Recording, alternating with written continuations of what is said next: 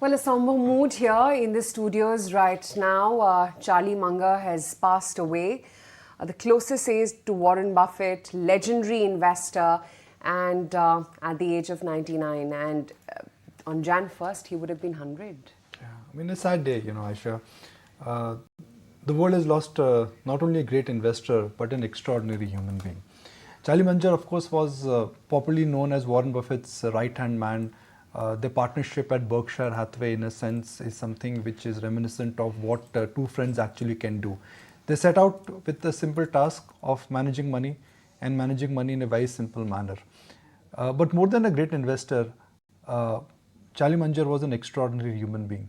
His very original thinker, his ability to connect the dots, his understanding of human nature, his understanding of great businesses, his understanding to really connect psychology, philosophy, different facets of life, I think was extraordinary.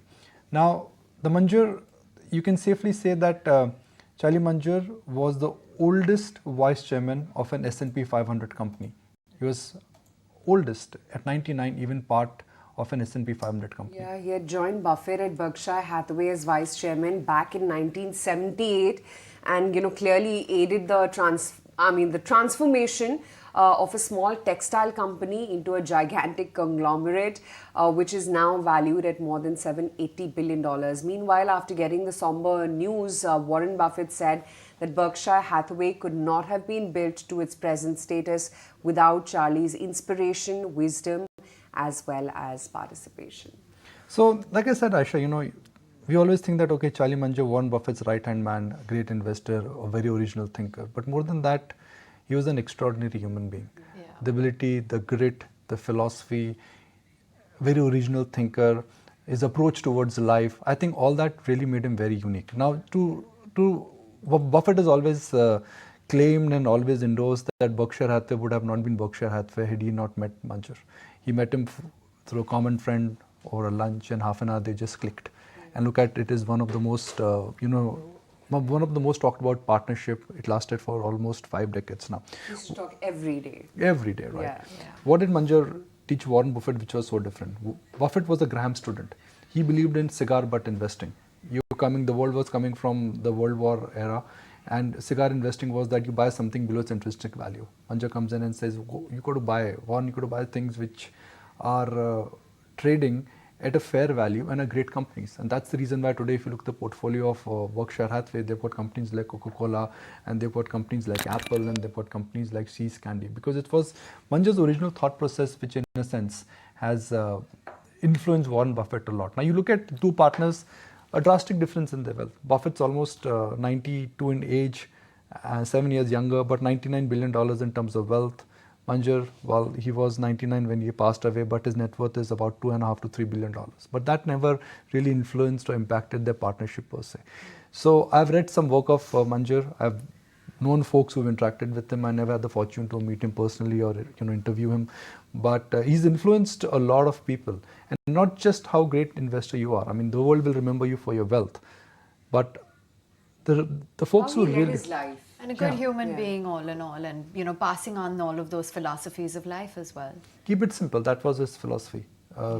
In this complicated world, he always kept it very, very simple. He said that great money is made by buying great businesses which are simple to understand and then sit on them. The grit of Munger, I think, is something which just cannot be replicated. I mean, it is something which is very, very inspiring. There's a time in his life where he was broke. He had to bury his son. He lost his eye, and look at where he is. I mean, Munger for the longest time has lost one eye. Yeah. And in 92, he said, look, I'm struggling now with my second eye also. Time for me to read Braille. That was the inspiration with which he read. I spoke to a few folks in the morning, a few friends who were at the Berkshire AGM 6 months ago. That was last public appearance, and they said he was full of life. His one-liners, something which always, in a sense, got that attention. He says people do mistakes, and if people did not do mistakes, we would have not been rich. So they were always very capitalist by nature, but they knew the purpose of money. So they said, look, there is no harm in making profit, but money has a purpose. And just like they said, look, we're not against aversion in terms of making gains. What we do with our money is something which is an independent call. But we love to ride on other people's mistake because people do mistake all the time. Yep, the big money is not in the buying and the selling, but in the waiting. Certainly an unfortunate day. All right, that aside, and perhaps can pick up some of those lessons and implement them when it comes to focus on our own markets, because here are the cues on D Street. Yes, today you did have a psychological level of 19,900 that was conquered, and that's for the first time since the 20th of September. And it was a broad-based outperformance. So you did have support coming in from across quarters, and banks as well up their game, extending their up move. In fact, as we're nearing the expiry, we're on track to see one of the best expiries this year. FIIs as well have been contributing 3 straight sessions that they have been buyers, and the VIX index as well is up ahead of those key events. So 19,900, and Nikunj, strong performance across the board. Yeah, it's very impressive, and I continue to maintain that the rally which started, we called it as the Happy Diwali rally, I think it will extend itself to year end. Rally, so I think markets are moving, if you frankly ask me, as per the script. And the reason why markets are moving as per the script is because markets are just getting everything what they wanted. Geopolitical concerns, they are simmering down. Dollar index is favorable. FIs, well, they may be in and out of the market, but in terms of the real impact per se, the impact per se seems to be reducing. And now just what the doctor ordered for the market, that banks are also extending their move. So what's next? And let's look at the short term, which is this week and next week. Well, you got an FNO expiry, and then you got the exit polls. Now markets will react to the exit poll outcome, which comes tomorrow. So the reaction, I think, will happen on Friday, and Thursday is the FNO expiry. So there is going to be a bit of a volatility, or if I may say, bit of a move in the nifty, which could be a decisive one, at least for next few days. So if the FNO expiry is smooth, and if markets like the outcome of elections, and largely the reaction to the exit polls will happen on Friday, then are we all set for a breakout on the nifty? Because nifty just needs that push, and that push largely could come in this case from the state election exit polls or the verdict. So are we getting ready for a new high, or perhaps a decisive move above 20,000? That may well happen because global cues are supportive, flows are decent, dollar index is favorable, banks are extending that move. So that last punch, if I may use that word, for the bulls now to overcome that hurdle of 19,900 or go past 20,000, could that really come on Friday morning based on the outcome of exit polls? Yeah. Okay. In the meantime, what was intriguing yesterday and what really stood out yesterday, Nikunj, was that it wasn't your private banks or other heavyweights which were doing the magic. The heavy lifting was done by oil and gas names, ex-Reliance. Reliance was a rank underperformer yesterday, in fact a drag, and the Adani group of names. So it wasn't your ITC, Unilever, Reliance, ICICI Bank doing it. Yeah, so the move in Adani, I think, is something which is worth revisiting, because that is one of the highest market cap addition for the Adani group after this entire, Hindenburg report. Now, is there something new which has come out in last 24 hours, last 48 hours, which really have prompted this kind of a move? No. But based on what the Friday's understanding, at least in the court, is, I think there was more than fresh buying. There was a bout of fresh covering, because the markets now pretty much know that this entire group has gone through its stress test. And stress test for Adani group of companies, that's behind us. And if that group, in a sense, has gone through this stress test, you may actually see that the naysayers, who in a sense were completely on the sidelines, there were short positions which were there in the stock, I think that in a sense really got cleaned out yesterday. So in my book, yesterday's price action, I think, was fueled by short covering, which could be a function of market's view based on what happened on Friday in terms of the indication from the court. And this is one group where, in a sense, now that things are decisively moving back towards oil and gas, infra, some of those sectors, since this group in a sense represents infra, oil and gas, all those plays already are back in back in terms of the rotation rally. Okay, let's discuss that and more. We've got Nooresh Mirani joining in on the technicals. And Nooresh, as Aisha was alluding to, not your usual suspects. The heavyweight banks, Reliance Industries or ITC didn't quite participate, though it was a broad-based rally as we conquered 19,900. What do you believe the markets are likely to see now on expiry day? So the view is over the next few sessions, we should actually go and test the 20,200 mark.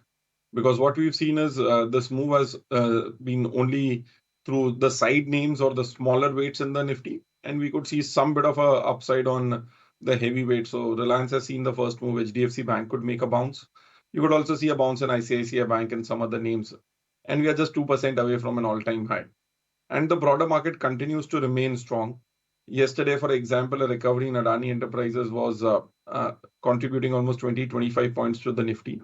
So we'll continue to see a move towards 20,200. That's the view. So hold on to the move on the Nifty. On the bank Nifty also, we could start seeing some new leadership, expecting some bit of a bounce back in ICICI and HDFC Bank. So overall, the bias remains positive. The global parameters or all the indicators which we look out for are actually getting towards more momentum. So expecting a move towards 20,200 on the Nifty.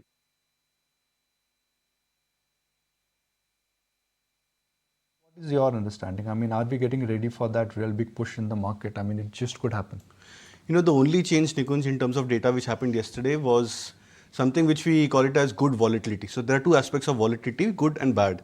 If a steep rise in India VIX is generally considered negative for the markets, but the only reason why the index yesterday managed to break past about the 90,900 mark is the good part of volatility, where you saw the India VIX moving up by, I think, 11.5 to 12.5 mark.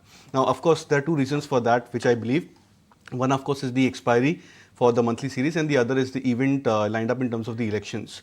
Now, sometimes, when the index requires, the index gets into a consolidation, you require the index to come out of the consolidation in terms of push from large caps or from the India VIX. Because we don't have support from too many large cap names, India VIX has played that part. That's a good sign which is emerging for the market. So a mild rise in the India VIX further for the next couple of days could actually help the index even surpass the 20,000 mark and possibly the previous highs of 20,200. But Kunal, what is going to do the heavy lifting, considering yesterday it was the Adani group of names, OMCs and an odd ONGC, which were the top movers. It was not Reliance, it was not IDC, it was not L&T or the private banking names. See, just to give you a Sure. relative example, it's not that one or two batsmen are scoring 100, but you have 7-8 batsmen who are scoring 30s, 40s. Not top cricket. Not after the World So I think Cup. it's participation from across lot many stocks, across the sectors, and I think that's helping the markets to maybe scale up higher. And I think devoid of any large cap names participating, say in the next couple of days, you would probably expect the same phenomena to be reoccurring. All right, let's find out those top recommendations. Which stocks are going to hit sixes, hit it out of the park? Kunal? So two buy calls. Tata Motors DVR apparently is something which has again popped up on the radar in terms of a breakout. So that's a buy, suggesting a target of 500. Stop loss could be kept at 445. And the second one is AU Bank. Now, after quite some time, the stock is showing signs of a breakout. It's a classic inverted head and shoulder pattern for AU Bank. And that I would suggest that as a buy, expecting the stock to break past above its multi-month highs, targets of 788, stop loss at 720. Nooresh, let's find out what you're tracking today and what would be your top recommendations. So first is a buy on Container Corporation of India's Concor. And the stock has finally given that breakout above the 750 mark. After the breakout, the stock consolidated around that area for the last almost 5 to 10 sessions. And now a breakout has been confirmed and now should set up a move towards an all-time high.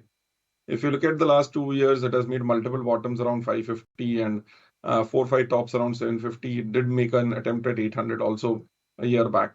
So starting up a rally, the stock is the only one left in the PSE basket, which has not outperformed in a major way.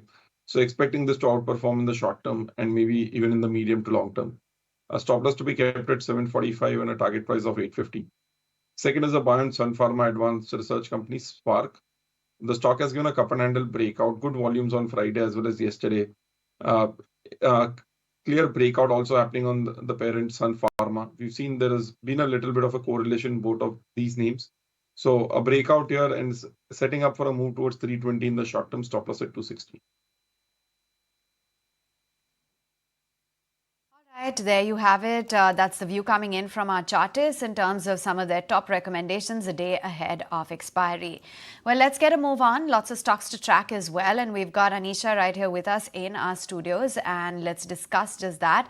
Anisha, let's begin by talking about Siemens as well, because it's been nothing short of a pretty steady quarter for them on a year-on-year basis. And even the segmental growth has been strong. What do brokerages have to say?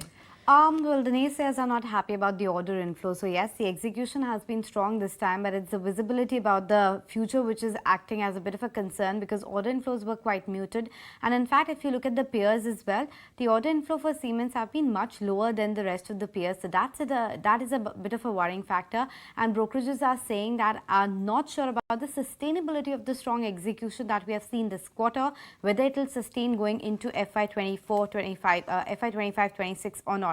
Now, yes, coming back to earnings, the revenue growth was strong at 25%. Margins came in at double digit, close to that 12% mark. Profitability was down, but of course on account of a one-off. The other big news that came out was the orders that I talked about. So that came at around 4,500 crores, and the order backlog is around 45,000 crores. The company has also made a capex announcement of 416 crores, and that's coming in the vacuum interrupters and power transformers, and that's been taken as a very good news by the street, saying that it tells you that the kind of demand momentum that we are seeing in the power ancillary infrastructure market. So that's a good news coming in. Of course, there have been some changes at the top as well. But Nikunj, of course, the question is, why would a company like this trade at 60, 70 times? And it's not the first time it's happening. It's been trading at those levels for the longest time. And why would somebody pay premium of that level for a company which is growing by 10-20%, where you have better opportunities available and margin profile also just about double digit? You answered it. Why? Yeah. It's very easy to say, okay, you know, the uptrend in the cap goods space, I think, is going to be an evergreen, kind of a trend. Cap good stocks or the cycle is never evergreen. These are not financials or consumers where things are going to be moving up in a linear manner. These are stocks where you invest.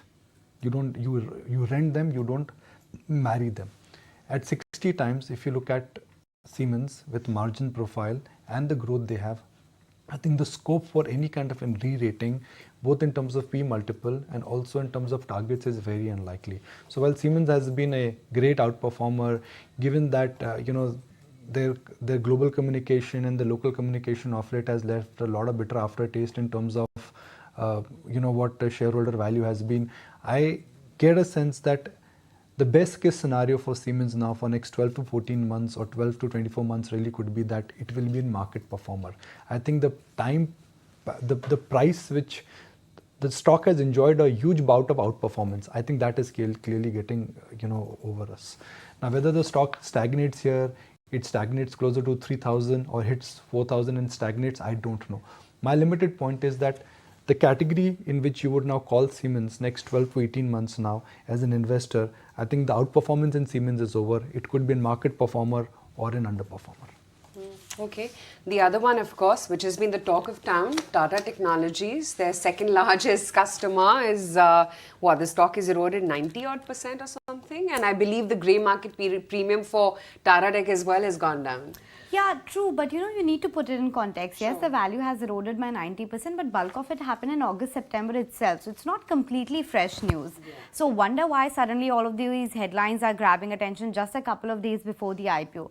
The fact remains, yes, VinFast is an important client for Tata Tech. Almost 20-25% of Tata Tech's revenue comes from Vietnam, and largely it's from VinFast itself. And this is a question we had actually posed the management as well. The anchor investors, of course, Tata Group itself is providing almost 30-35%, and then VinFast was the second one. What are you doing to reduce your dependence on these key clients? And they told us that they're working a lot in terms of diversifying their client base as well and getting in new customers onboarded. Now, the news regarding VinFast is also the concerns coming from the related party transactions. It's not one of those mass manufacturers of vehicles. It only produced 24,000 units in the last year. This year in first half, they have done around 11,300, but bulk of that has happened to actually a related party. So people are trying to understand as to what's the real fundamental demand for this company. Is it only going to be related party or outside as well? Yes, the stock price has eroded as we pointed out, but the stock listed VinFast in August itself. It had seen a huge spike. From there, it's come down almost 90%. But yeah, the grey market premium has been impacted, but I don't know, Nikunj, if it completely erodes the kind of story which Tata Tech had. See, Tata Tech, my understanding is that look, it's got a concentrated client base, but the main dependence I think on JLR is something which is still evident. Now you may argue back and say that that is a positive part and that's a negative part. Why? Because if you are depending on what could be an in-house client, then your portfolio and your revenue mix is something which gets very concentrated, and within that, if your second biggest client in a sense is going to go through a turmoil, then that actually is bad news in the near term. But can they really diversify and can they really expand outside the comfort of JLR?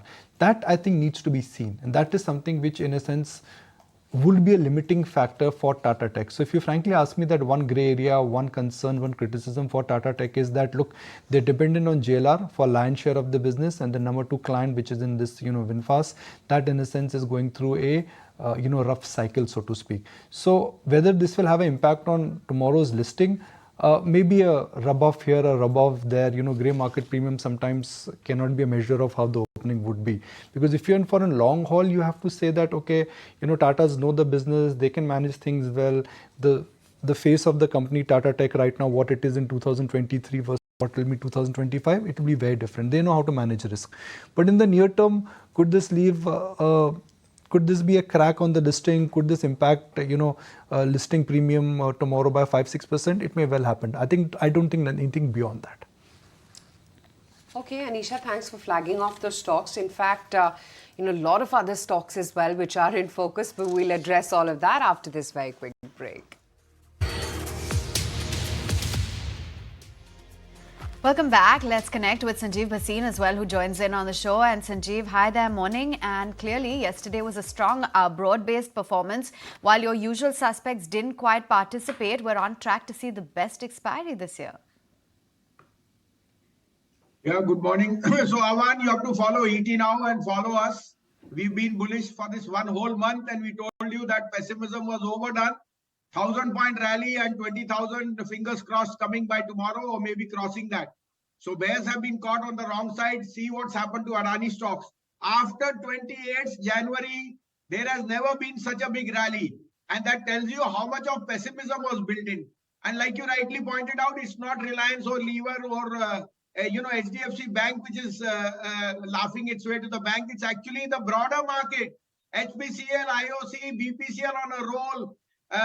Hindustan Aeronautic on a roll, I can go on. So it's telling you that both the markets are, going side by side, the broader market, but the Nifty is now headed higher because that is where maximum amount of pessimism was. So new highs very much on the cards, and 20,000 expiry tomorrow, I think a very, very strong possibility. Sanjeev, hi, morning. So you think it's once again the OMCs along with ONGC, few odd private banking names and Adani names which will continue to lead? Or do you think there will be participation from an L&T, from a Reliance, ICICI Bank, HDFC Bank too? Yeah, good morning. So Aisha, it's evident there are enough legs to take this market up. Now, obviously, the flows are such that there is rotation going on between sectors. And the idea is that slowly but surely you have inched your way back to 20,000, which was seemingly impossible 1 month back. Now, all this means take the broader picture. Yields, by the way, Aisha are at 4.28. There is a strong case there that the Fed will start to cut from the first quarter of 2024. So all that, holier than thou view and XYZ is all over. Crude is headed lower. We think the dollar weakness should add more color to the metals. And let's not take away that the OMCs have actually had the most stellar run in the last 2 weeks than in the last maybe 1 year. And like I said, you add a Reliance today for outperformance. We close about 2,400. We open gates for another 200 points. So you have to be in the market. Only then you will find solace or places where you will make money. So like you said, I still think the Adani short covering rally is not over yet. There will be still more color over there. And like you pointed out, the OMCs, the metals are going to lead this charge. You can see outperformance from some other gas plays like GAIL, which is looking very strong and where earnings have actually been the best in the PSU pack. You see that strength in the Adani names? I mean, Adani Enterprises at one point yesterday was up 10%. Adani Ports, the entire pack. Pick up any other Adani name and that was holding up well. Yeah, I think it's very much possible that these stocks should get a further leg up, if not immediately, but I think in the span of the next, few weeks, we could see a substantial rise into these names. So there was a evident amount of short covering which was seen into the two prominent names, Adani Enterprise as well as Adani Ports. There was good amount of delivery-based buying in the in most of the other in Adani group of stocks, green, transmission, etc. But Power also, I think, managed to come back towards a 52-week high or a lifetime high for itself. So there was many data points which complemented the move for the Adani group of stocks yesterday. I think that is one of the major reasons why I would believe that they should have more legs on the upside. But we also need to see that these stocks are substantially off from their end of 2022 highs. So Adani Enterprise, for example, is yet to scale past about the 2023 highs for itself. So I think there are a lot of resistances on the way up. But I think with such kind of a fierce up move, the chances of these resistances being taken out quickly is pretty much high. Sanjeev, what is your take on Siemens after having had a look at the numbers? Because brokerages don't seem all that enthused, and even at these valuations, does it merit a strong look at, given that there are other options? So Aman, firstly, coming to the Adani Group, I still would suggest for investors that ACC and Ambuja, these are two stocks which we still think have a lot of merit in them. Cement prices are heading higher. ACC, Ambuja were under the cloud for whatever reasons of ownership. They have been demarked aside. There is no prior debt on their acquisition which has been cleared. And I think ACC, Ambuja are two stocks which you can put your money on. Coming to the Siemens, the numbers were very, very strong. And that is clearly evident that the capex cycle and the electrical market is doing extremely well. Now, the overhang is that what the demerger talk is of the parent from the energy business and so on, which will mean that there will be people who will take this as an opportunity to book profit. We also are of the view that Siemens may have run its course in the sense there are other opportunities where there is not this parent company diabolical sword which is hanging over the head. So I still go with L&T, Cummins and Thermax. Those are three stocks which we think are going to be outperformers.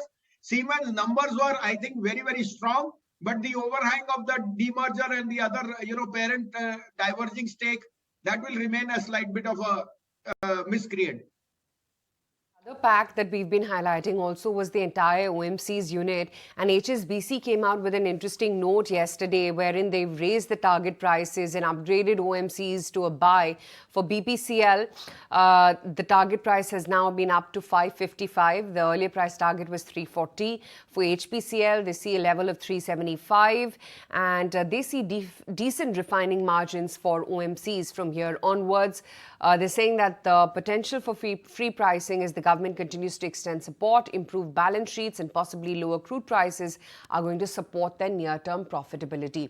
Nooresh, do you see higher levels on HPBP IOC from here?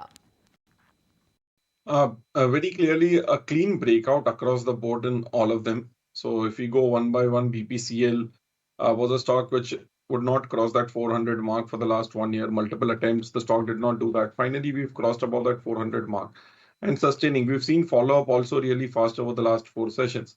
So it's a structural trend change for the stock. Eventually, the stock should go towards 480, 500 levels.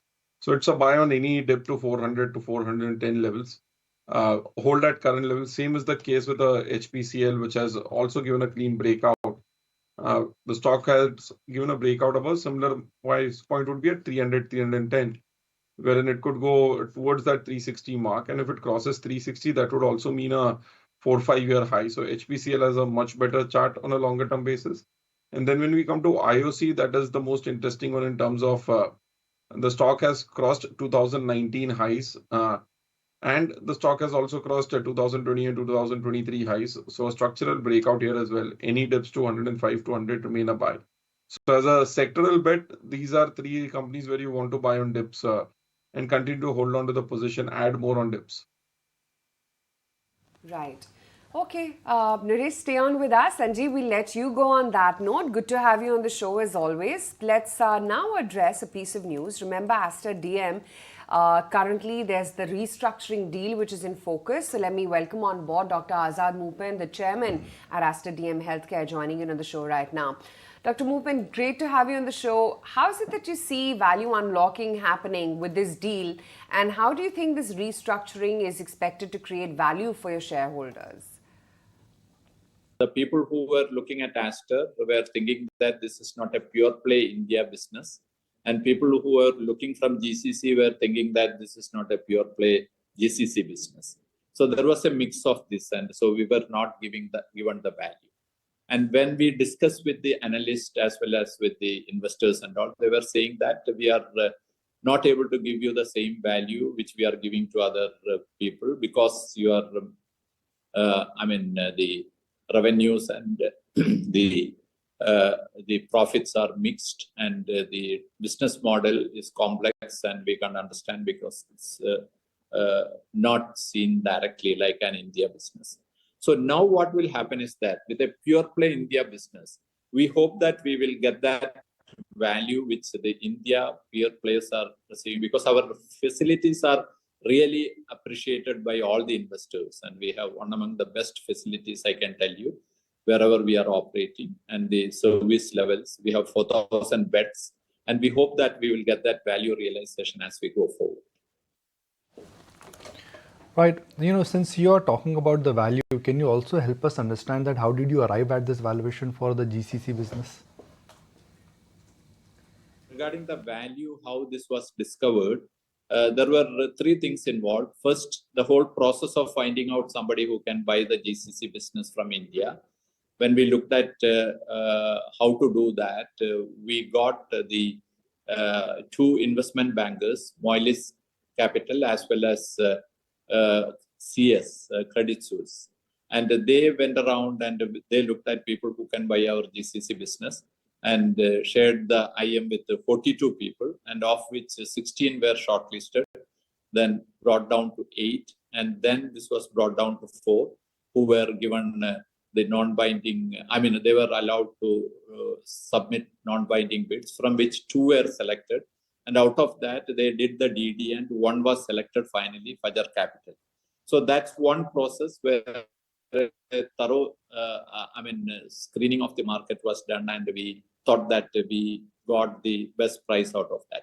Now, to make sure that this price is good, we got the services of 2 independent valuations, one from EY, another one PwC, 2 big 4. And they did the independent valuation. On the basis of that, this was decided by the independent directors because we had a conflict. They have done this process and so the valuation was taken. So morning, can you explain to us the related party transaction here, how the promoters are going to control the buyer entity? Yeah. So the related party I mentioned to you, there is a related party in this, but what we are trying to do is that the business being managed, so far we were managing this business on both sides, but what we have done is that my daughter Alisha Moopen, who was earlier the deputy managing director of Aster as a whole, now is becoming the managing director and CEO for GCC. And she will be managing the GCC business, and I'll be with the CEO who is here, Dr. Nitish Shetty, who has joined about 1 year back, who is doing a fantastic job. And I'll be the person who will be responsible for looking after the, his performance and his report. Right. The funds are going to be managed by Fair Capital Advisors in the shareholding ratio of 35 to 65. Can you explain this ratio better? Yeah, this Fajar Capital is a private equity firm who are investing their own funds, and along with that, they have a consortium of investors behind them. So this was one of the reasons why we selected Fajar Capital for the GCC business, is because they have got good inroads into the various GCC countries, and they have connects there with the sovereign funds as well as with the authorities. So they have got investment from these five countries, five GCC countries. So of the total amount required, they have brought in that 65% or whatever amount is required for that. Now the balance 35% is brought in by us. So that is the 65% by them and 35% by us from the investment side. From the management and board side, we have full management control. That's one of the requirements which we had. So we'll have management control of the business as well as board control. Any approvals you will seek to go ahead with the deal? How crucial is this to get shareholder approvals?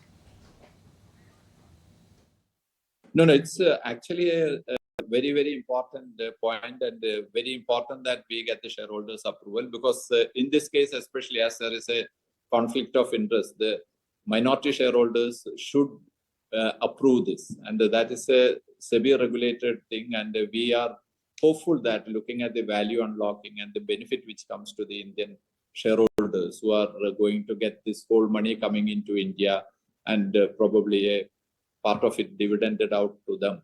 We hope that definitely the Indian shareholders will approve that. That's our hope. And it has to be approved by the minority shareholders, and their interest has to be taken care. We have made sure that all the conflict is being kept out of this picture by having the independent directors supervising this throughout the process in the last 1 year. We taking a back seat in this whole process. So where do you plan to utilize the proceeds? Will there be any reward for the shareholders in terms of any sort of special dividend, etc., that you're planning? Yes. So that's what we have in mind. And while I can't say that it's decided, the board has to meet again. And once this is going through the process, the board has to decide what to do with the proceeds.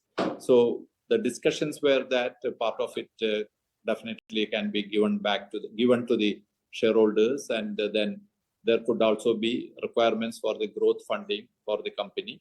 So those things will be decided by the board of directors, and we hope sincerely that this will happen, because we are 42% shareholders, and getting that money is very important for us, even for getting this money back to GCC and taking that 35% stake. Right. So in this deal, how did you ensure protecting the interest of minority shareholders? Because some analysts are saying that minority shareholders have been shortchanged. What would your reply be to that? Yeah. So I think that the most important thing which we have taken care is the interest of the minority investors, because the minority investors were suffering. If you look at the Aster stock 1 year back, it was just half of what it is now.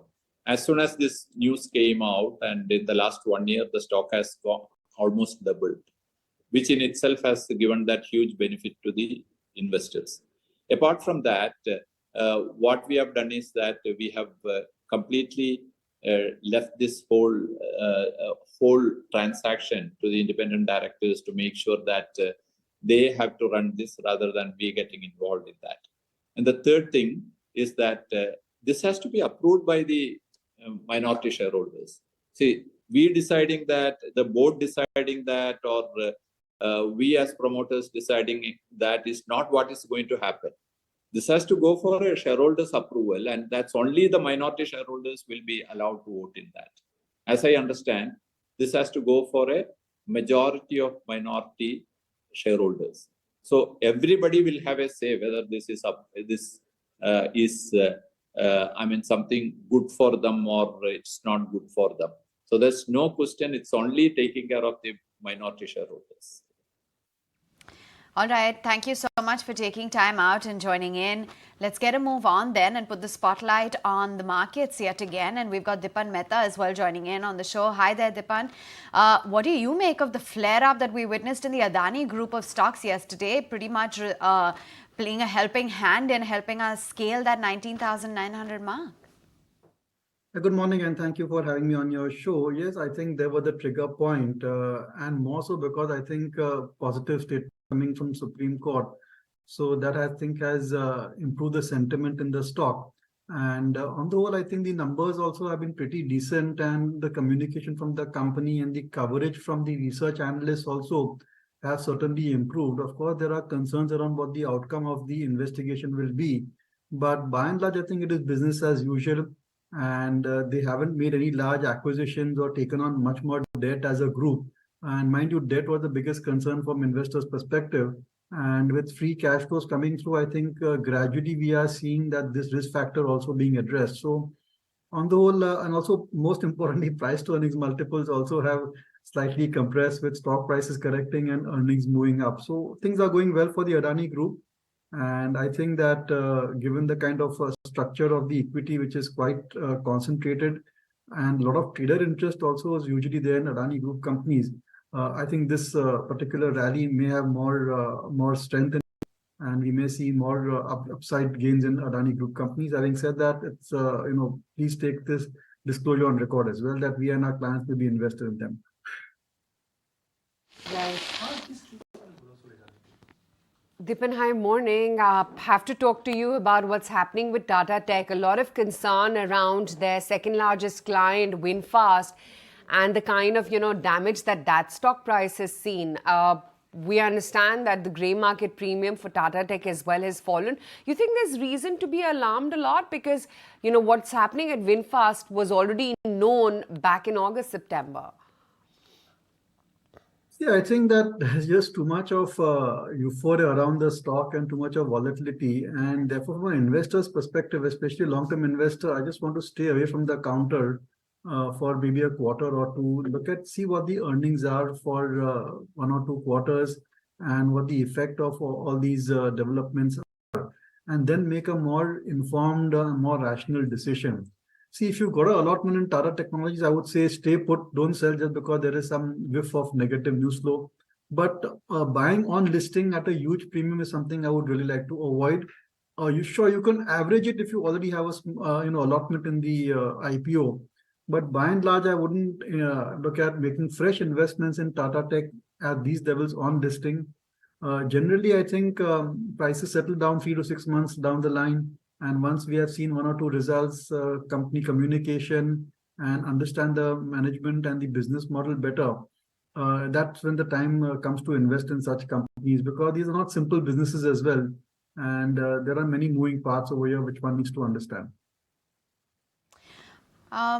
All right, let's get a move on then. And Tata Power is going to be in the spotlight. They're going to add more than 10 gigawatts of renewable energy capacity over the next 4 years. That's the word coming in from Managing Director and CEO Praveer Sinha. Speaking to my colleague Aishwarya Patil, he says that the company will have 60% of the market share in the EV space and they will increase their capacity down the line depending on demand. Listen in. As we have shared with you that we are adding new capacities in renewable, and we expect that in next 4 years we will be able to add more than 10 gigawatt of renewable capacity, out of which more than 4 gigawatt is already under implementation. We already have these projects which we have won orders and are executing. These are both group captive as well as utility scale. And we expect that going forward, every year we will be adding about 2 to 2.5 gigawatt of renewable capacity. To make renewable capacity 24/7 available, we are setting up a pumped hydro plant. Our plan is to set up 2,800 megawatt of pumped hydro, 1,000 megawatt at Bhivpuri. So in terms of EV charging, that is a tiny share right now. For TPCL's overall business, what is the plan to increase EV charging station or that part of the business? What are the plans on that front, and also PV as well as green hydrogen on that front also, if you could talk a little bit. So we are again doing a lot of work on EV charging. We do home charging where we have nearly 65,000 chargers. We also do bus charging. We have nearly 600 bus chargers right from Srinagar, Jammu to Delhi, Mumbai, Bangalore, Kolkata, Ahmedabad, Jaipur. Similarly, we are putting now public chargers right across the country from Kashmir to Kanyakumari and from east to west. So our businesses are basically divided between fleet chargers, public chargers, and public transportation chargers and home chargers. And in each of them, we have the number one position with maximum market share of nearly 60%. And as and when we find that the penetration of electric vehicle is increasing, we keep on adding these chargers to support the EV users. Dipan, I just want to go back to, it could be a coincidence or it really could be a bout of short covering, but the way Adani group of stocks have come back in last couple of sessions, it's quite extraordinary, isn't it? See, Nikunj, I've been watching this group last 2-3 years or so, and I have to candidly say that there's a lot of trader interest in Adani group stocks. And the shareholding pattern, as you know, because of large holding by the promoter and promoter-related entities, is very concentrated. Promoter group holdings are very high. So in a way, one could say that there's not as much depth given the kind of market capitalization that these companies have. For example, you want to buy a large block in Reliance Industries or SBI or Infosys, you can get it very easily because it's very liquid counter. There are so many players and the impact cost is not that high. But when it comes to Adani Group companies, because of the structure and because of the heightened trading interest in these stocks, even minor, I would say relatively lower purchases made by traders or long-term investors or institutional investors just tend to take the price higher. And that's why we see these fantastic moves on the upside as well as on the downside in the Adani Group companies. And mind you, last 4 or 5 years, a lot of traders have made a lot of money in the Adani Group company. There was a time you would come in the morning, buy Adani, and by end of the day, you had decent gains. And if you held them for 3-4 months or so, these stocks did exceedingly well. Investors who invested in these companies 4 or 5 years ago have got multi-bagger returns even at these levels. So a lot of it is to do with the technicals of the counter, and I would say rather than the actual fundamentals. So as I said, I think that this rally can go up even higher. We have seen these stock prices trade at even higher levels than these P multiples notwithstanding. So I think similar scenario could certainly play out over here. Right. So you don't own Adani stocks and you don't have any plan to own them also. Can I safely infer that? But we have a lot of traders, Nikunj, and they may be having positions in Adani Group companies. But on investment perspective, I must say that no, we have not don't have any investment in Adani Group stocks on our long-term portfolios. But yes, I think a lot of trader interest.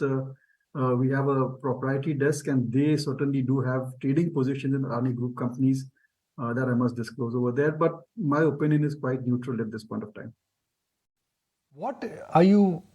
What would you call is a tactical trade or more like a high risk, high return idea where the shelf life could be 6 to 12 months in your portfolio? I mean, every fund manager, they have different tactics, right? There are some stocks you buy which are classic compounders. There are some stocks you buy because they're cheap. But there are also some tactical and special situation stocks which you are tempted to buy depending on the lay of the land and depending on the terrain and what the company has to offer. Okay, again, disclosure. So there is this Ujjivan Financial Services. It's getting merged into Ujjivan Small Finance Bank. There's an arbitrage opportunity over there as well, because if you buy the holding company and when it gets merged, the actual cost of the acquisition of the final listed company, that is Ujjivan Small Finance Bank, you may get some arbitrage over there. And we are particularly bullish on the microfinance space, and this particular entity is one of the largest microfinance players. And within the microfinance, one thing we realized over the last 5-10 years is that it's important to have geographical diversification. And I think Ujjivan Finance is one of the best geographical diversification. I know that they got into a lot of collection-related issues around the time there was the NBFC crisis. A lot of value was destroyed. Stock price also corrected significantly. But a lot of corrective action has been taken. And I feel that within the entire NBFC space, microfinance, which has the highest net interest margins, more than enough to cover any NP-related issues, offers a very compelling investment opportunity. So this is one company we are quite positive on. And I would add perfectly that tactical play, because once the merger takes place, your cost is going down. And from a valuation multiple also, it is very attractive compared to other microfinance companies. So there's scope for the Ps to be re-rated. And next 3-4 quarters, there's no threat of NPA. So we'll see a nice runway for earnings growth also for Ujjivan Small Finance Bank. Well, it's a sad day because world has lost its most renowned investor, Charlie Munger. While the first association is that he was Warren Buffett's right-hand man, Warren Buffett's partner, great investor. But what really differentiated Munger was the fact that he was an original thinker. I never had the pleasure or the honor to meet him in person or even interview him on the channel. But over the years, what I've read about him, what I've read is that when I've spoken to common friends who've had a personal equation with him, all that to say is that Charlie kept it very simple. The grit, his ability, his never say never attitude, all that just made him an extraordinary thinker. Vallabh Ansali once told me that if world has to look at the modern rishis of today's world, I guess Munger would be one of them. He was a capitalist by mind, but he was a true human being at its heart. He never shied away from taking disproportionate bets. He always benefited when others were making mistakes. But what he has done with the wealth, and he's defined the purpose. So we all will miss him.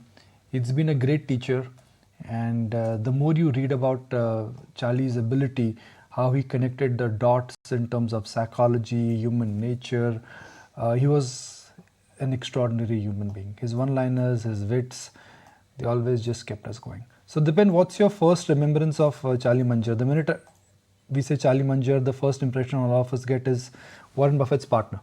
What else? Yes, absolutely. And like you, I've also had the privilege of meeting him, shaking hands at one of the AGMs of Warren Buffett, where I actually landed up over there and learned hell of a lot. So I think he's an inspiration for all of us long-term investors. And it's the fact that they created so much wealth by just patiently investing in good quality companies at reasonable valuations. That has to be the real mantra in life. And every day I wake up to for that particular mantra, that today will I find a stock which is a great business at a reasonable valuation. And if we were able to find such stocks, in which we have been able to over the past several decades or so, we have also seen tremendous value being created and significant alpha versus index per se. And I think that just puts more and more faith in managing your own funds with research rather than just going for index funds, which right now I think is amongst the very strong trends in the financial services business. Dipan, wanted to also get in your take as to how you've read into the move within the entire defense space as a whole, because it has to a certain extent shielded a lot of investors' portfolios as well from the volatility. Do you think it merits a good relook even at the current levels? So I think if defense is by and large well discovered, and the way these stock prices have moved, I think that they are available at reasonable valuations. They're not quoting at single-digit P multiples as they were earlier. They are quoting at reasonably high price to earnings multiple as well. I understand that there's great deal of visibility because of their bulging order book position, but I'm not sure investors have the stomach for earnings volatility which come with such capital goods companies. And my strategy for the defense companies, would be that they will certainly have one or two bad quarters because of, some disruption in delivery or delays in delivery or cost increases or whatever. And these stocks also have got a lot of trader interest. So when those positions get unwound, you could easily see on a bad quarter or a bad day them correcting by 25-30% or so. And that may be a good entry point. It'll provide some margin of safety. And then if you hold them for a long period of time, you can expect very good returns. So at these levels, I'm not that positive on entering or making fresh investments in these companies, or even averaging on the upper side. Okay, fair enough. That's a view coming in on the entire defense space. Meantime, let's get in a check-in as well from our chartist as to what the outlook is on some of those Adani groups of stocks. And Nooresh, come in on the charts. Adani Enterprises, Energy, Green, Ports, the entire basket. So out of all these names, if you look at it, the only stock which has actually done really well is Adani Power. It has gone back and hit a new all-time high. Unlike the other names which have been struggling, so there are different stocks with different trends in the group. So Adani Enterprises is still down quite almost 40-50% from the top, but there is an Adani Power which is at an all-time high. And then you have a Adani Total, which is down almost still down after this recovery, down 70-80% from the top. So one has to be very selective here. So the two names which still would be interesting on dips would be Adani Ports. Adani Ports looks interesting because the stock had fallen from this 800 mark in February 23, went down to 450, and now has recovered back in 800, 750 to 900 has been the range for the stock. And even going back between 2021 to 2022, the stock had a range around 900 level. So 900 was a top. So if one has to bet in this group, it would be Adani Ports and Adani Power. Okay, fair enough. Meantime, some of the other stocks as well that we'll be watching out for in today's trading session include the likes of a Siemens, as we highlighted with respect to its quarterly numbers, BHEL as well, and a company in France, a French-owned company, have signed an MOC, that's a Memorandum of Cooperation, to explore and opportunities for a nuclear power plant project. So that stock as well is going to be in the spotlight in trade today. You've also got something like a Wipro, which has launched a compliance solution built on Amazon. It's in collaboration with Amazon Web Services. That'll be a stock in the spotlight as well. And PCBL, as the company, as we highlighted earlier, has received that in-principle approval for the acquisition of Aquafarm Chemicals for about 3,800 crore rupees. So PCBL2 or Phillips Carbon Black, that's going to be another stock in the spotlight. Curious, Dipan, to get in your take on the entire IT space. Given the kind of earnings that the street has digested, the kind of guidance that has been given, what's your outlook when it comes to mid and large cap IT across the board?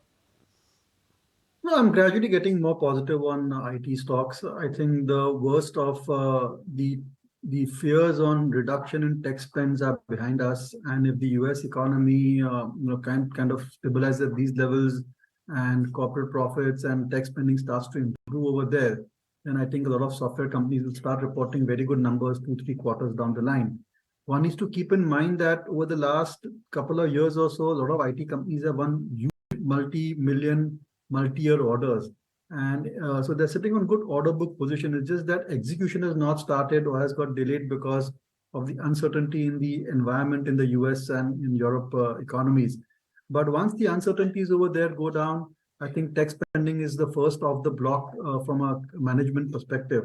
And there are so many trends happening in the technology space, especially with AI and IoT and so many new technologies coming in, that tech spends will remain very strong once the managements are convinced that the worst is over for the demand, consumer demand and US economy. So very positive on software companies, and you could see them reporting very good numbers.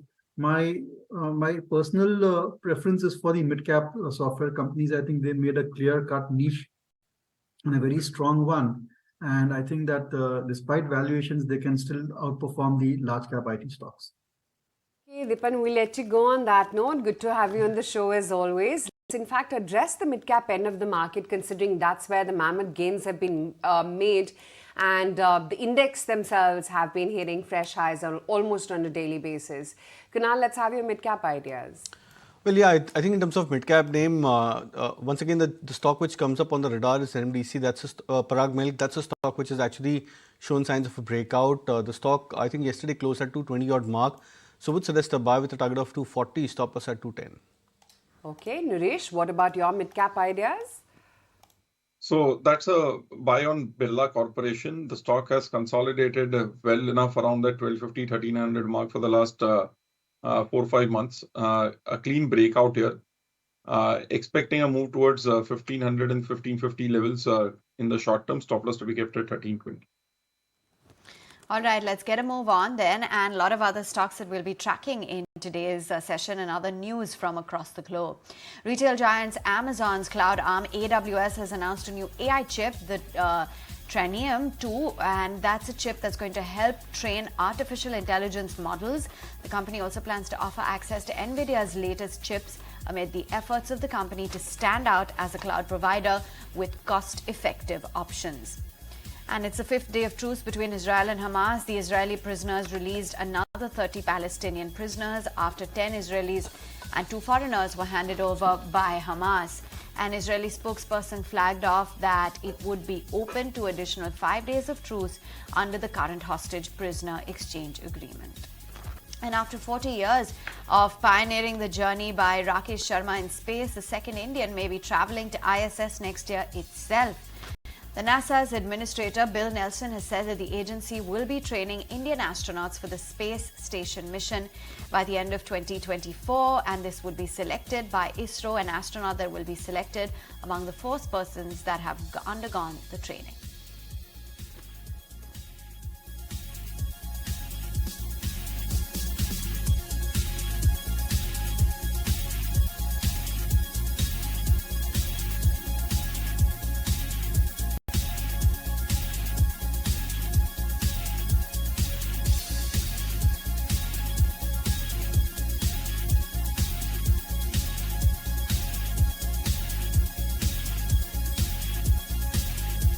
Back with first trades right here on ET Now, counting down to that 20K mark, at least on the futures. That's what the Nifty implied open was earlier indicating for the GIFT Nifty.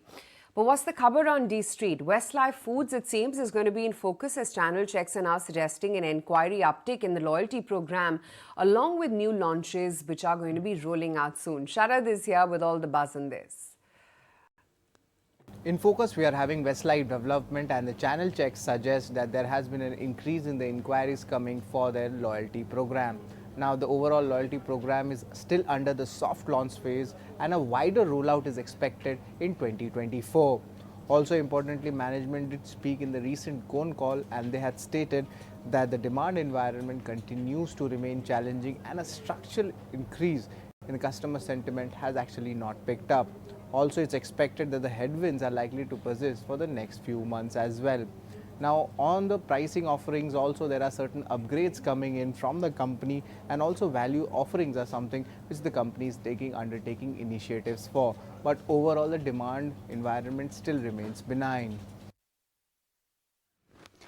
Thanks for that, Sharad. Meantime, Siemens in the spotlight on the back of its steady quarter numbers. What does that mean for the stock? Let's hear out the editor's take. It's very easy to say, okay, the uptrend in the cap goods space, I think, is going to be an evergreen, kind of a trend. Cap good stocks or the cycle is never evergreen. These are not financials or consumers where things are going to be moving up in a linear manner. These are stocks where you invest, you rent them, you don't marry them. At 60 times, if you look at Siemens with margin profile and the growth they have, I think the scope for any kind of a re-rating, both in terms of P multiple and also in terms of targets, is very unlikely. So while Siemens has been a great outperformer, given that their global communication and the local communication of it has left a lot of bitter aftertaste in terms of what the shareholder value has been, I get a sense that the best case scenario for Siemens now for next 12 to 14 months or 12 to 24 months really could be that it will be a market performer. I think the price which the stock has enjoyed a huge bout of outperformance, I think that is clearly getting over us. Now, whether the stock stagnates here, it stagnates closer to 3,000 or hits 4,000 and stagnates, I don't know. My limited point is that the category in which you would now call Siemens next 12 to 18 months now as an investor, I think the outperformance in Siemens is over. It could be a market performer or an underperformer. Okay, that's the take coming in on Siemens. In the meantime, let's tell you what the index calls are this morning. It seems like we're headed in for a strong day today. About a 0.5% uptick is what the Nifty pre-open rates are indicating, and it's a consensus hold from both Kunal as well as Nooresh on the Nifty, and that's exactly what the Moodometer as well is indicating. Similar picture coming in for the Nifty Bank too. It's a buy on the Nifty Bank from Kunal, a hold coming in from Nooresh, so pretty much a consensus there as well. The market pre-open rates, and I think the Zomato block deal has already happened at the BSE. You've got almost a 3.5% equity, which is traded hands in a chunk, 3% higher for Zomato as we speak right now. So that's one stock in focus. Remember, there was speculation that Alipay may be looking to sell that 3.4% stake at a price consideration of 111.28 via a block deal, and it seems like that's already transpired. I want to see what PCBL as well is up to. Let's just bring up that stock, considering their acquisition of Aquafarm Chemicals for a price consideration of 3,800 crore rupees. That's going to be another stock in focus, gapping up 2.25% as we speak right now. We were just talking about Siemens, so let's revisit that stock as well, considering the results are above estimates and the margin uptick has been to the tune of about 100 basis points on a year-on-year basis, 1% higher for Siemens as we speak right now. And then, of course, the entire bunch of winners from yesterday, starting off with BHEL, wherein there is also news that they're looking to explore the maximization of one of their, power plants. So just look out for what that stock does. It's a 3% move that you're seeing on BHEL, which has already been a stupendous performer year to date, if not month to date. And let's revisit what the OMCs and the Adani Group names as well are up to, because they were the ones which chugged along very nicely in trade yesterday. Today, it's a bit of a step back for HPCL, BPCL, though mildly in the positive right now, and IOC holding up about almost 0.5%. ONGC was the other big one, which was a big mover yesterday, along with, of course, Adani Enterprises, Adani Ports, which held out quite smartly. ONGC continues its pole position, and that's the case pretty much with the Adani Group of names, wherein momentum clearly is favoring them. Adani Enterprises another 2% higher after that near 10%, 9% move that you saw on the stock in the cash as well as the F&O markets. The other one, of course, we've been tracking closely is Tata Motors too. This too was a big performer yesterday, almost a 4% bump up on the futures. And today too, it starts off, 700 already here on Tata Motors. That's what the pre-open rates are indicating. And Kunal, you're also marking that level of 700, right? And Tata Motors, what happens next now on the stock? So yeah, I think yesterday was a strong breakout day for Tata Motors. It came very close with that psychological 700 mark. It's never touched those levels. But then, what we were discussing yesterday was that, the stock made a high, which is around 600 levels in 2015-16. And from there, typically, when a stock breaks past about the previous highs in a V-shaped recovery, we expect the stock to rally up to at least 15-20% from the previous highs. So that would probably, take the stock to maybe 720, 740 levels over the near term. So, and yesterday, I think we also saw Tata Motors DVR coming back into a breakout mode. So I think that also probably augurs very well for both the stocks from the Tata staple. It's been the stock of the year, Tata Motors. If last year it was ITC, this year I think it's Tata Motors and Zomato. Both of them have really hit out of the park. And Zomato, interestingly, even though Ant Financial, they've decided to exit out completely, the stock's actually 100%. Oh wow, I didn't realize it actually. I thought 80-85%, but 100% these days, 10-15% just happens very quickly. 3.5% of equity in Zomato has traded or exchange, hands.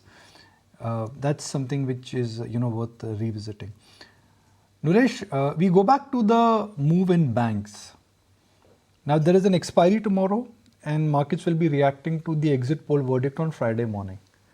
Are we in for a surprise? I'm talking positive surprise. Now, surprise both sides hota hai, but are we in for a positive surprise? So looking at a positive uptake on banks, if we look at, say, for the last few months, they were drifting lower. So we've seen a Kotak Mahindra Bank over the last 4-5 months drift from 1950-2000 to say 1700-1750 levels. HDFC Bank has drifted from that 1700 mark towards 1500. But if you look at the last 2-3 weeks, what we started seeing is they've stopped falling as such. They're starting to make a base. So we've made a base around 1470 to 1500 for HDFC Bank. This could bounce back towards the 1600 mark, possibly going forward. Same is the case with Kotak Mahindra Bank. They've started making a base for the last few weeks. So that's an indication that a base formation is done. And now we could get a bounce across the board. So positive on the banking names, expecting a bounce in the heavyweights more. Similarly, ICICI Bank, the other way, it has drifted lower from 1000 mark towards the 900, 920, but it has been holding on to the 900, 920 mark, which was the low in June. So this could also make a recovery towards the 960 mark. So expecting heavyweight banks to take a bounce over the next few sessions. 9:15, markets have opened the first rates any seconds now and they have started kicking in. It's a full house. When I say full house, it's a full house of green, Nifty, Sensex, small cap, mid cap, everything is powering ahead. The breadth, touch wood, again, phenomenal breadth in terms of where the current market positioning is. The breadth, I think, has been the talking point. The breadth really has been the high point, so to speak. Now let's look at banks and the bank Nifty especially, because for markets to move higher, it's the bank Nifty which will have to do magic. The bank Nifty is chugging along very, very smartly. And the bank Nifty, in a sense, is going to be the important one. Now let's look at newsmakers. Not too many newsmakers, but Aster DM, Zomato, RPG group companies, RPG Sanjeev Goenka group companies, let me put it this way. Aster DM, $1 billion comes in, but I think markets knew this was coming. Zomato block deal, which means the ant overhang now seems to be reducing significantly, and that in a sense is a big hurrah. Now Adani group of stocks. Can we forget them for long? No, sir. Adani Enterprises, the holding company, Adani Ports, Adani Wilmar, Adani Power, Adani Green, Adani Total, all of them are just doing what they've done for entire 2021. Does not matter what's happening in the world, but Adani group of stocks are chugging along very, very, very smartly. So it's reminiscent of what we saw in 2022, Aisha. Every day Adani group of stocks went higher, and today I think that is at play. Yeah, absolutely. Continues to chug along nicely. The Nifty well above that 19,900 mark. In fact, just 25 points and we should make it to 20K once again. And I think that's been a long way to actually clog back to those levels. Let's see what Siemens are up to. Their numbers were above estimates. Margin uptick of 100 basis points like we were earlier flagging off. There's Aster DM as well. We just spoke with the management. They're selling their Gulf business for a price consideration of about $1 billion, 3% higher for Aster DM Healthcare. Zomato we already marked. PCBL as well is the other one in focus. They've acquired Aquafarm Chemicals for 3,800 crore rupees. Tata Power, you just heard from the management too. They've got an LOA for development of a 200 megawatt firm and dispatchable renewable energy project. So look out for what that stock as well does. Manappuram, wherein they've reiterated the guidance in the analyst meet. There's Man Infra too. The board is meeting today to consider a fundraise too. So that's another stock which is in focus. So loads of these counters really. And let's revisit what Tata Motors is up to. It's already at that 700 mark. Where to next for Tata Motors? 699 is where that stock is. So still just struggling at that level or a little sub that level. Much unlike what the pre-open rates were indicating. What about the underperformers from yesterday? So I want to revisit what L&T, RTC, ICICI Bank, Kotak Bank, Reliance Industries are up to, considering they didn't participate at all in the market move yesterday. And today too, they're pretty much on the sidelines, just marginally higher, a little bit here or there, really, for some of these large cap winners. Kunal, any trend or trade that you're picking up? So I think again a good start for the index, and Bank Nifty finally above the 44,000 mark. So that's a good sign. Hopefully more short covering across large cap names could take the banking stocks higher. Now the stock which I would look to trade in the open would be NMDC. The stock looks attractive. Yesterday it crossed back about the 175-77 hurdle. Today I think the stock is about 180 plus mark. So it looks attractive from current levels. All right, Nooresh, let's get in your first trade. So that would be a buy on Container Corporation, Concor, which looks interesting. The breakout is done, expecting a move towards 800 in the short term and 850 also.